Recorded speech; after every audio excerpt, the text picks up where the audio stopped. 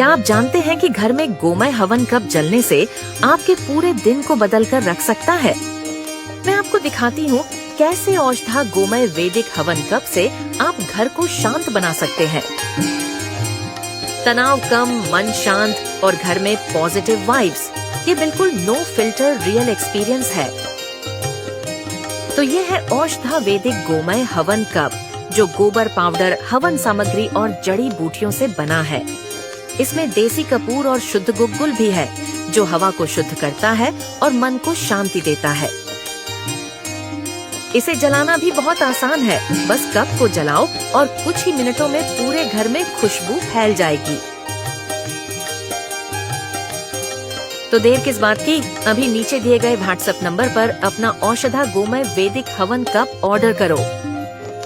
औषधा वैदिक हवन कप, आपकी सफलता का शुभारंभ।